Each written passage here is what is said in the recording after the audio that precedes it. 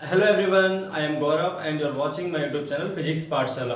तो भाई आज जो टॉपिक है this for class 11 the chapter name is work energy and power और जो टॉपिक है आज का वो है एनर्जी। एनर्जी क्या होती है? देखिए, किसी भी बॉडी को अगर वर्क करना है तो उसके लिए उसको एनर्जी की रिक्वायरमेंट होगी, या अगर हम किसी बॉडी को एनर्जी ट्रांसफर करते हैं तो वो वर्क करेगी। ठीक है, तो वर्क को करने के लिए एनर्जी की रिक्वायरमेंट होती है, मतलब किसी भी बॉडी की जो एनर्जी है वो उसकी वर्क करने की कैपेसिटी है। ठीक है, energy of a body is its capacity of doing work.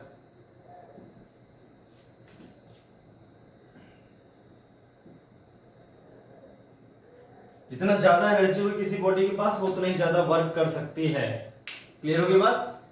ठीक है, अब एनर्जी जो होती है यूनिवर्स में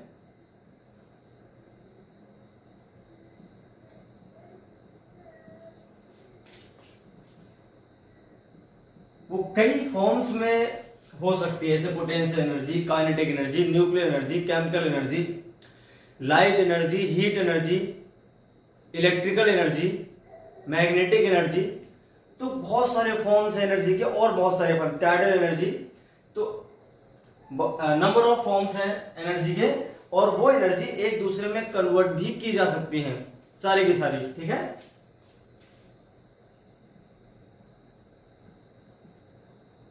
पोटेंशियल एनर्जी है ना, kinetic energy,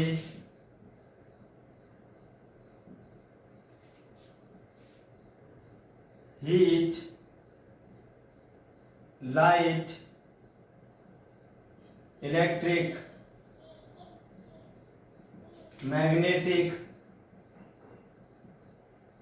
nuclear, chemical, ETC। तो भाई ये तो हो गई एनर्जी की डेफिनेशन। अब एनर्जी क्या है? एनर्जी एक क्वांटिटी है और इसकी यूनिट क्या होती है भाई? जूल। किसी भी टाइप की एनर्जी है उसकी यूनिट क्या होती है भाई?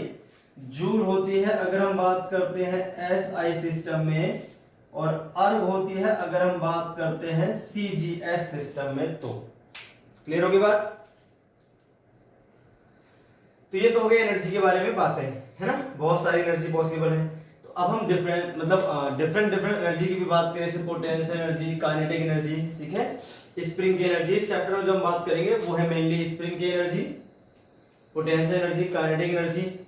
ठीक है, बाकी हम किसी की बात नहीं करने वाले, वो 12th में इलेक्ट्रिक, मैग्नेटिक, न्यूक्लियर, केमिकल, ये सब 12th में बात होंगी। ठीक है, लाइट की भी इवन और हीट की 11th में होगी, पर नेक्स्ट बुक होगी 11th की, उसमें होगी। तो ये तो होगी भाई एनर्जी की बात। अब हम बात कर लेते हैं कंजर्वेशन ऑफ एनर्जी। ठीक है,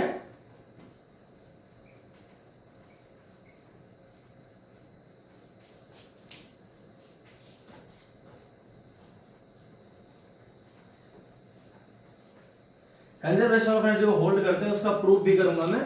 पहले हम बात करते हैं काइनेटिक एनर्जी की। किसकी?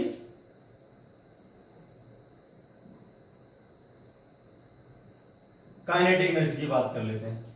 ठीक है, क्योंकि कंजर्वेशन ऑफ एनर्जी से पहले आपको काइनेटिक एनर्जी का पता होना जरूरी है, और पोटेंशियल का भी। उसकी हम बात कर लेंगे, कंजर्वेशन ऑफ एनर्जी, उसको प्रूव भी कर लेंगे बाद में। तो काइनेटिक एनर्जी क्या है?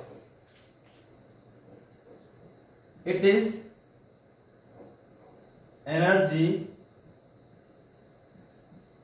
possessed by a body by virtue of its motion।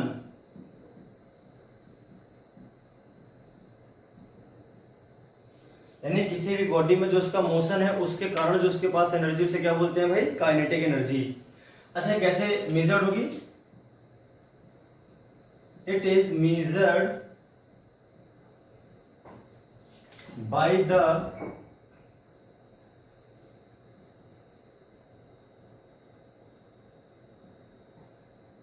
work done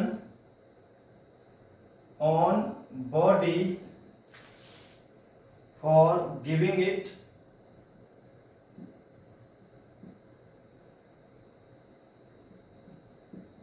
any velocity. ठीक है, काइनेटिक एनर्जी जो है आपके पास उसका फॉर्मूला होता है हाफ एम वी स्क्वायर, जहां m क्या है, मास ऑफ बॉडी। मान लीजिए कोई बॉडी है जिसका मास m है और उसकी स्पीड v है, तो उसकी जो काइनेटिक एनर्जी होगी उसको हम केवल k से भी लिखते हैं और ke से भी लिखते हैं, तो हाफ एम वी स्क्वायर हो जाएगी। यूनिट इसकी भी क्या होती है भाई, इसकी भी यूनिट आपकी वही जो मैंने बताई थी अभी, जूल। किसी भी टाइप की एनर्जी की यूनिट तो जूल ही होगी एसआई में, और अर्ग सीजीएस में। क्लियर हो गई बात। तो इस तरह से काइनेटिक एनर्जी आपने निकाल ली। अभी काइनेटिक एनर्जी का जो फॉर्मूला है हाफ एम वी स्क्वायर, ये कहां से है इसका भी हम प्रूफ कर लेते हैं। ठीक है, चलिए देखते हैं कहां से आता है हाफ एम वी स्क्वायर, है ना। Derivation for kinetic energy, definition आप समझ गए। अब इसका डेरिवेशन कर लेते हैं। जो half m v square formula आया है ये एक्चुअल में आया कहां से। अच्छा, ये स्केलर क्वांटिटी है। काइनेटिक एनर्जी कैसी क्वांटिटी है भैया, स्केलर क्वांटिटी है। पहले इसमें लिख देना, it is a scalar quantity.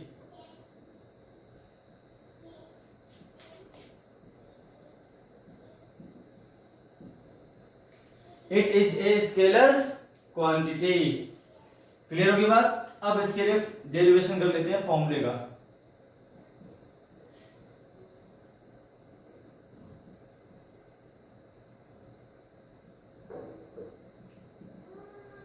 तो काइनेटिक एनर्जी का जो फॉर्मूला था वो कहां से आता है वो भी आप समझ लो। जैसे कि मैंने कहा था, मान लीजिए किसी बॉडी पर फोर्स F काम कर रहा है और बॉडी अभी किसमें थी, रेस्ट पे। एक बॉडी जो कि रेस्ट पे थी उस पे F फोर्स लगाया हमने और उसकी वजह से बॉडी ने मूव करना शुरू किया, और कुछ देर बाद मान लेते हैं डिस्प्लेसमेंट जो है इसका S है, ठीक, और इस पर फोर्स लगा था जिसकी वजह से जो इसकी वेलोसिटी, अभी भी इसे फोर्स F काम कर रहा है, इसकी वेलोसिटी बढ़कर v हो गई। A force is applied on a body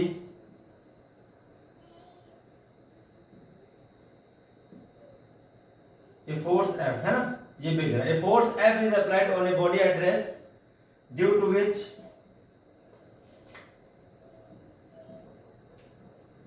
it starts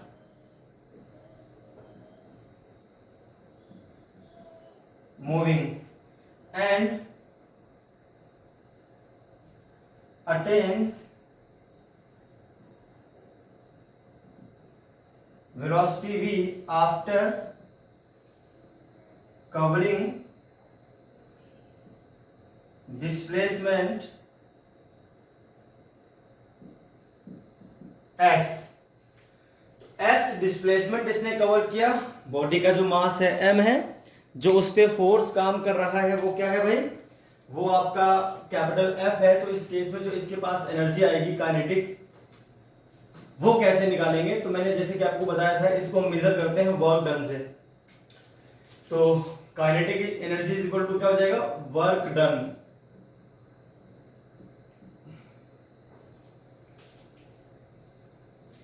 starting में 0 है तो इसको स्पीड v देने में जो वर्क हुआ है वही इसकी काइनेटिक बन के इसके अंदर स्टोर हो जाएगा। अब वर्क डन कैसे निकालेंगे, फोर्स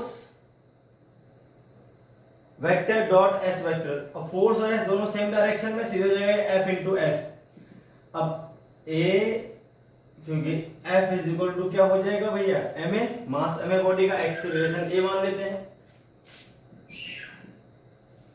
ठीक है, इसकी जो इनिशियल स्पीड थी वो क्या थी भाई, 0 थी। इनिशियल स्पीड क्या थी, 0।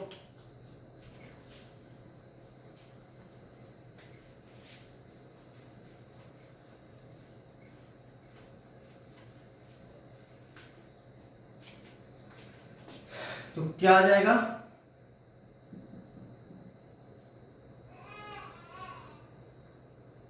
अब देखिए हम जानते हैं v square is equal to u square plus 2as होता है।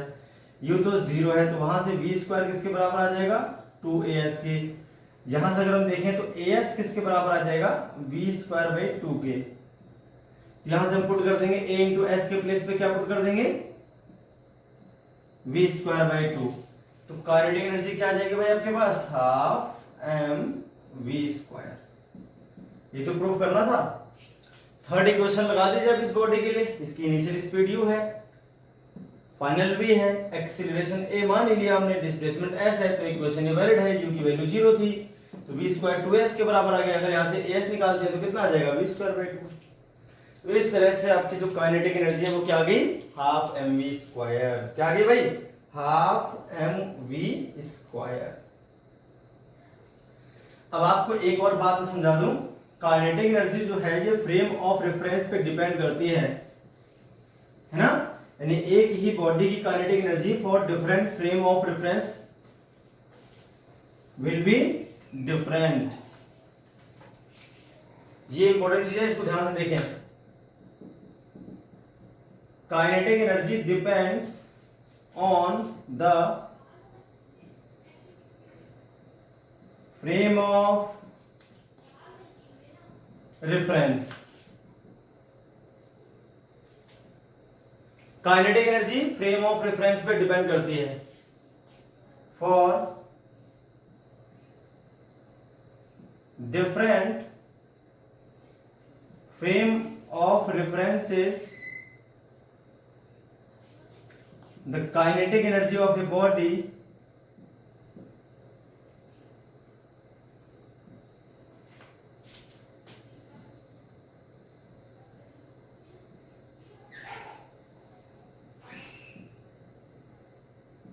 may be different.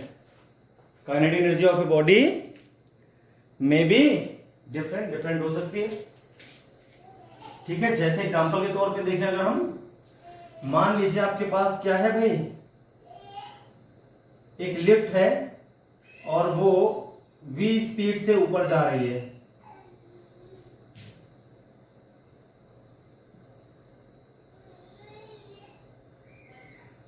ठीक, यहां पर ग्राउंड है, इसका नाम C है, इसका नाम A है और इसका नाम B है। ठीक है,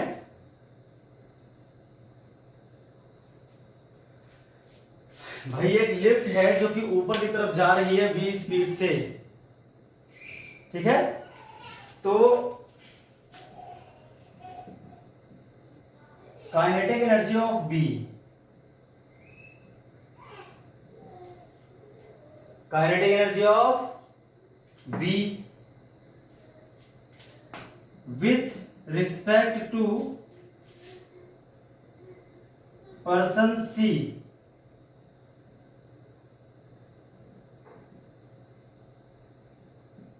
ये तो हो जाएगी आपकी हाफ एम वी स्क्वायर। तीनों का मास मान लेते हैं भाई। इसका जो मास है बी वाले का, ये स्मॉल एम है। जो बी वाला है हमारा, इसका मास क्या है भाई, स्मॉल एम, तो हाफ एम वी स्क्वायर हो गई। अब इसी बॉडी की kinetic energy of b with respect to a देखा जाए,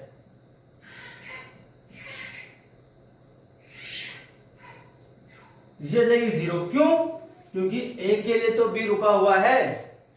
अगर ए के रिस्पेक्ट में देखें तो बी कैसा है, रुका हुआ है। तो अगर ए के रिस्पेक्ट में आपका जो बी रुका हुआ है, तो उस केस में क्या है, काइनेटिक एनर्जी आएगी जो बी की ए के रिस्पेक्ट में, वो क्या आ जाएगी, half into m into speed, तो 0 आ गई, तो 0 आएगी। देखिए बॉडी वही है, पर्सन वही है बी, तो इसकी ए के रिस्पेक्ट में कुछ और है काइनेटिक और सी के रिस्पेक्ट में कुछ और है काइनेटिक। तो डिफरेंट केस में काइनेटिक एनर्जी जो है वो क्या हो सकती है, डिफरेंट आपकी हो सकती है। इसमें कोई बड़ी बात नहीं है। क्लियर हो गई बात। तो भाई इस तरह से आपको ये सॉल्व करनी थी बात जो मैंने आपको अभी बता दी।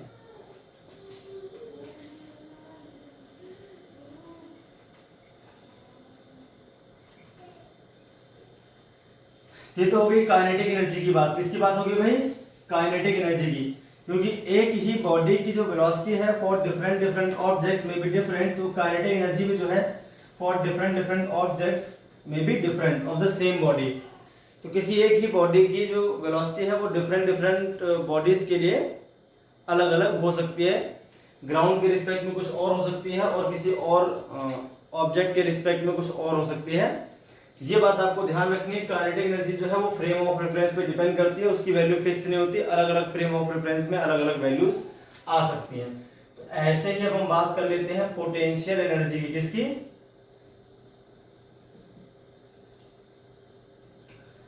तो पोटेंशियल एनर्जी क्या होती है? It is energy possessed by a body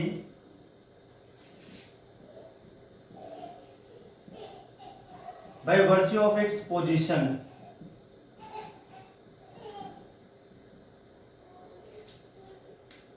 in any field of force। देखिए पोटेंशियल एनर्जी एक्चुअल में क्या होता है, कोई भी जो बॉडी होती है वो किसी पर्टिकुलर पोजीशन में है, तो उस पोजीशन में उसको बनाए रखने के लिए हमें वर्क करना पड़ता है, ठीक है। और वही वर्क उस बॉडी के अंदर क्या होगा, पोटेंशियल एनर्जी बन के स्टोर हो जाएगा। अब हम जिस फोर्स के अगेंस्ट वर्क करते हैं उसी के अकॉर्डिंग नाम पड़ जाता है पोटेंशियल एनर्जी। जैसे हमने मान लीजिए वेट के अगेंस्ट ऊपर लेकर आए, है ना, तो नाम पड़ जाएगा gravitation potential energy.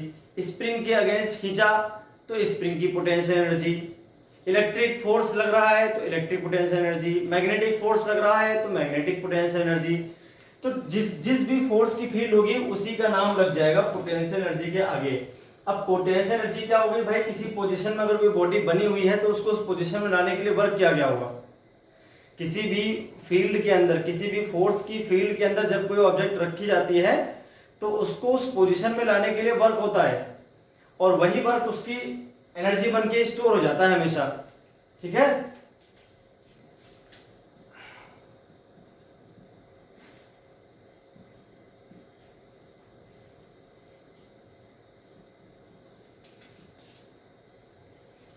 It is measured by work done in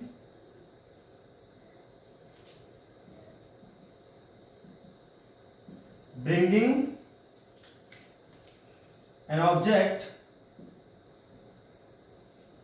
in a particular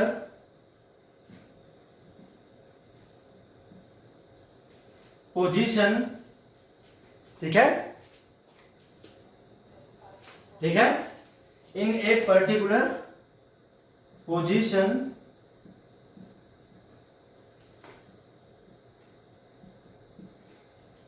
against नहीं, in a field of a force। तो पोटेंशियल एनर्जी क्या हो गई भाई, किसी भी बॉडी की किसी भी फोर्स के फील्ड, देखिए अलग अलग फोर्स की अपनी अपनी फील्ड, जैसे ग्रेविटेशन फोर्स की एक फील्ड होती है जहां तक वो काम करेगा, इलेक्ट्रिक फोर्स की एक फील्ड होती है जहां तक वो काम करेगा, मैग्नेटिक किसी भी बॉडी पर मैग्नेटिक फोर्स की भी क्या एक फील्ड है जहां तक वो काम करेगा। तो हर फोर्स की अपनी एक फील्ड होती है जहां तक उसका इफेक्ट रहता है, और उस फील्ड में अगर हम किसी दूसरी बॉडी को लेकर आते हैं, मान लीजिए कोई एक फोर्स है और उसकी एक अपनी फील्ड है, और उस फील्ड में हम दूसरी बॉडी को लेकर आते हैं तो हमें वर्क करना पड़ता है उस फोर्स के अगेंस्ट।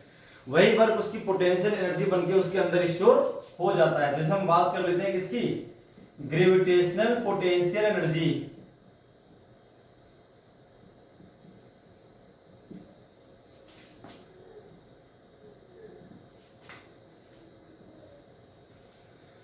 अब ग्रेविटेशनल फील्ड में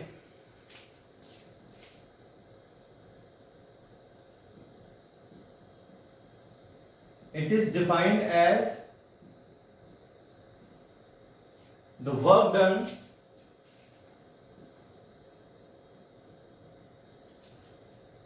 in raising a body through height h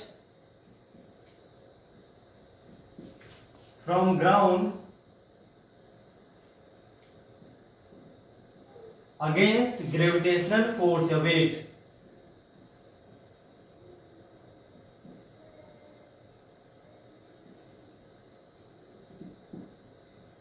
ठीक है, इसको हम यू से लिखते हैं। तो अब देखिए, मान लीजिए आपके पास यहाँ कोई बॉडी थी जिसका मास क्या है भाई, एम, तो उसका वेट क्या रहा होगा, एम जी। ठीक है। एक बात और है, विदाउट गिविंग इट वेलोसिटी, तो हम इसको करेंगे स्लोली स्लोली, इसको बोलते हैं स्लोली स्लोली। जब भी हम ऐसे बोलते हैं हम किसी ऑब्जेक्ट को स्लोली स्लोली चला रहे हैं, मतलब जिस फोर्स के अगेंस्ट चला रहे हैं उसके एग्जैक्टली बराबर वैल्यू रखेंगे हम। यहां पर हम एक फोर्स लगा देंगे इस पे F, जो कि अप्रोक्सीमेटली mg से थोड़ा स्लाइटली ज्यादा होगा, तो बॉडी उठ जाएगी। देखो, अगर F की वैल्यू mg से बहुत ज्यादा होगी तो बॉडी ऊपर उठेगी और बहुत तेज चलना शुरू कर देगी। लेकिन अगर F थोड़ा सा ज्यादा, बिल्कुल थोड़ा सा स्लाइटली ज्यादा हो mg से, तो उस केस में बॉडी बहुत स्लोली स्लोली ऊपर आएगी। और उस केस में हम ऐसा मान लेंगे जो इसकी स्पीड थी 0, उसके आसपास ही इसकी स्पीड है, कुछ खास स्पीड नहीं मिली इसको, बहुत स्लोली चलेगा ये। तो बहुत स्लोली चलाने के लिए जो F होगा लगभग mg के बराबर होगा। अब कई बच्चे हैं सर दोनों बराबर हो गए, तो उठेगा कैसे भाई, इसको थोड़ा सा ज्यादा मानना है और थोड़े से ज्यादा को हम क्या मान लेंगे, लगभग बराबर है। आपको दिमाग में तो रखना है थोड़ा ज्यादा स्लाइटली ज्यादा है, लेकिन उस थोड़े से ज्यादा को हम कर देंगे लगभग बराबर मान लेंगे। फिर ये मान लेंगे कांस्टेंट स्पीड से ऊपर आ रहा है, बहुत स्लोली स्लोली ऊपर आ रहा है। ठीक है, धीरे धीरे। F अप्रोक्स में mg के बराबर है। अब हम जब भी फिजिक्स में बात करते हैं तो अप्रोक्स को हमको इक्वल मानना पड़ता है, क्योंकि अप्रोक्स कोई डेफिनेशन तो होती नहीं है। स्लाइटली ज्यादा है, थोड़ा ज्यादा रखना है mg से, तो लगभग बराबर मान के हमारा काम आसानी से हो जाएगा, है ना। तो हमने क्या किया, इसको हम हाइट लेकर आए, किसी हाइट h तक लेकर आए इस बॉडी m को, हम ग्राउंड से हम बॉडी को h हाइट ऊपर ले आए, किस फोर्स के अगेंस्ट, mg फोर्स के अगेंस्ट। कितना फोर्स लगाकर, F फोर्स लगाकर, वो भी कैसे, स्लोली स्लोली। जब हम इसको स्लोली स्लोली लाते हैं तो F आपका लगभग mg के बराबर होता है। किसके बराबर होता है भाई, mg के बराबर। नाउ पोटेंशियल एनर्जी को हम लिखते हैं U से। U इक्वल टू क्या होता है, जैसे पिछली बार काइनेटिक एनर्जी वर्क डन के बराबर था, इसलिए U भी किसके बराबर है, वर्क डन के बराबर। ये भी तो एनर्जी है। अब की बार वर्क डन कैसे होगा भाई, फोर्स जो काम करेगा mg का अगेंस्ट जो फोर्स काम करेगा वो F, इसके अगेंस्ट हमें एक फोर्स लगाना है, उससे जो वर्क होगा वो निकालना है। F और मल्टीप्लाई क्या आ जाएगा, S। डिस्प्लेसमेंट आपका, तो डिस्प्लेसमेंट कितना है, h है, और F और S दोनों सेम डायरेक्शन में, तो cos 0, और cos 0 की वैल्यू होती है 1। F तो आपका लगभग mg के बराबर होगा, तो mgh आ जाएगा लगभग।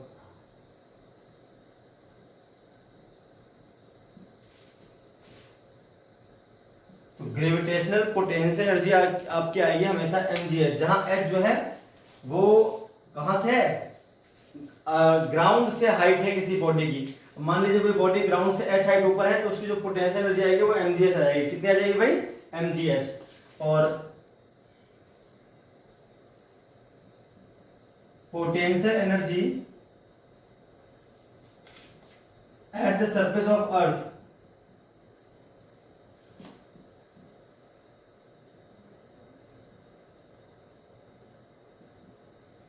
is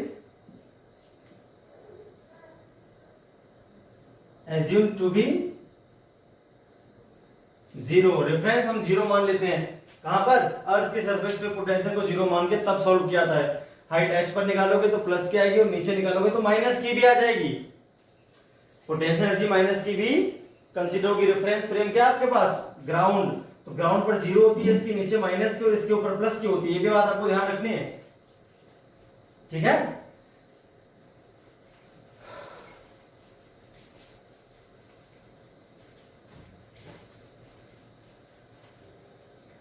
potential energy below the surface of earth will be negative. ये मान लीजिए ग्राउंड है, यहां पर यू कितना आता है, 0। ऊपर यू कैसा रहेगा, पॉजिटिव, और नीचे यू कैसा रहेगा, नेगेटिव। ठीक है, तो आपको ये बात भी ध्यान रखनी है, पोटेंशियल एनर्जी ग्राउंड से ऊपर रहेगी किसी भी हाइट पर पॉजिटिव, और उसके नीचे रहेगी नेगेटिव, और ग्राउंड पर क्या रहती है, 0। इसकी भी ऐसा यूनिट जो भी रहेगी, उसमें कोई दो राय नहीं है। चलिए, तो भाई ये भी अच्छी बात हो गई, इतनी बात सीख गए हम। अब स्प्रिंग की पोटेंशियल एनर्जी की और बात कर लेते हैं, क्योंकि वो काम आएगा, है ना।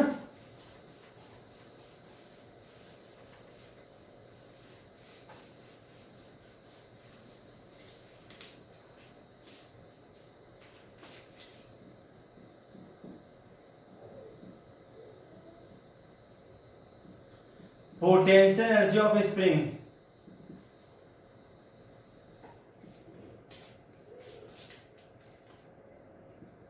it is measured by the work done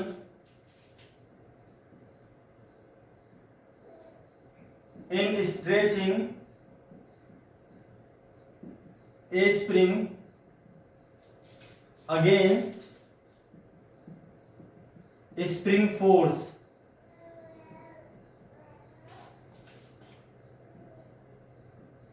slowly,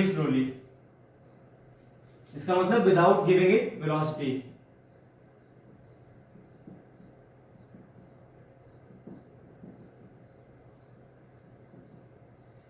अगर हमने वेलोसिटी दी तो फिर काइनेटिक एनर्जी भी आ जाएगी। तो अब हम जो करने जा रहे हैं उसमें हम काइनेटिक एनर्जी नहीं लेकर आएंगे, सिर्फ और सिर्फ क्या लेकर आएंगे, पोटेंशियल लेकर आएंगे।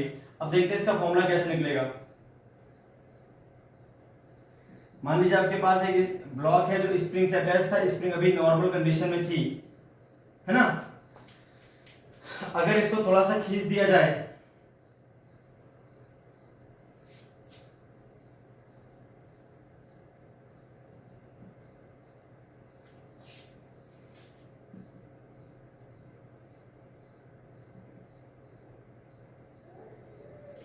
थोड़ा सा इसे खींच दिया जाए, मास मान लेते हैं इसका m, ब्लॉक का मास m है, स्प्रिंग कांस्टेंट k है, स्प्रिंग कांस्टेंट k है।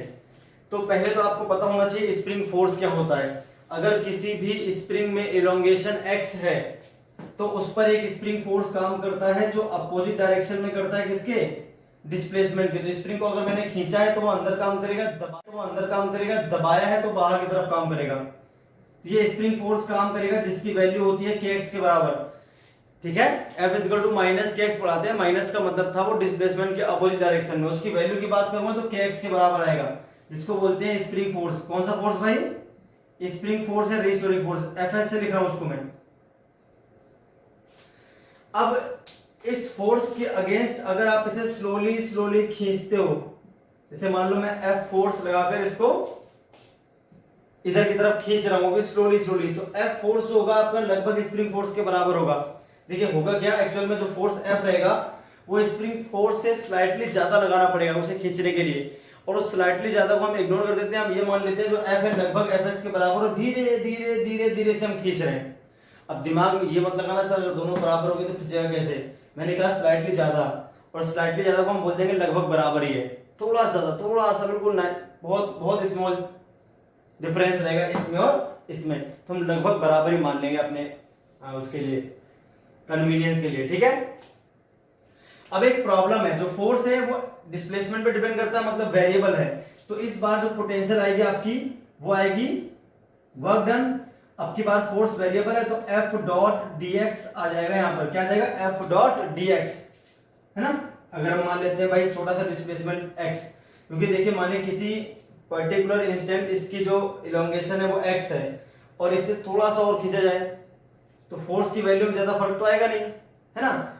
वो उस कंडीशन में kx ही रहेगा। थोड़ा सा और खींचूंगा इसको तब भी जो इसकी लेंथ है वो x ही इलोंगेट हुई होगी, थोड़ा सा और माइनर से अगर हम देखें इसमें डिफरेंस है ना हल्का सा।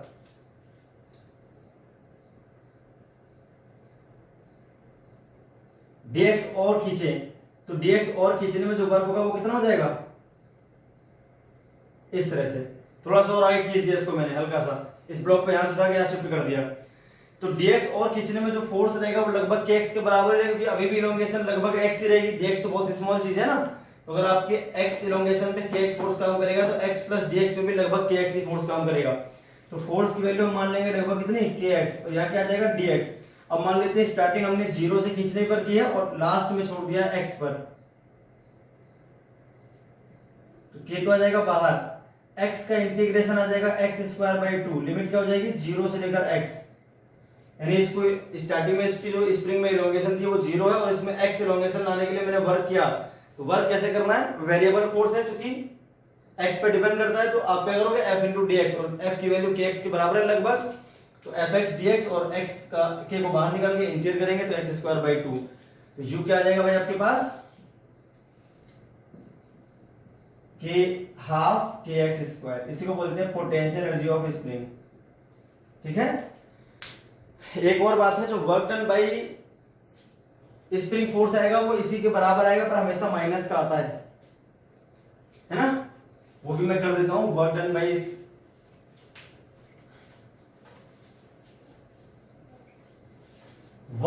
द पोटेंशियल एनर्जी होगी। अब हम बात कर लेते हैं work done by spring force.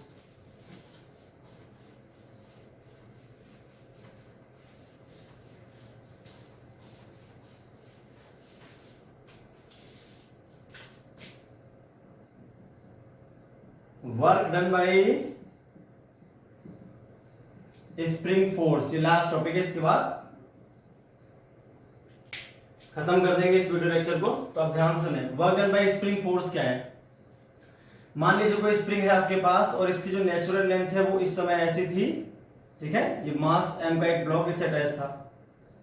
अब हमने क्या किया, इसे खींचना शुरू किया और हमने मान लिया किसी इंस्टेंट जो इसकी इलोंगेशन है वो कितनी है, x है। स्प्रिंग में जो इलोंगेशन है वो कितनी है भाई, x है। तो स्प्रिंग पे जो फोर्स काम कर रहा होगा वो कितना कर रहा होगा, स्प्रिंग फोर्स जो काम करेगा उसकी वैल्यू हो जाएगी kx। डिस्प्लेसमेंट देखिए आपका इस तरफ है, जो डिस्प्लेसमेंट है वो तो इस तरफ है, जबकि जो फोर्स है वो उसके अपोजिट डायरेक्शन में है।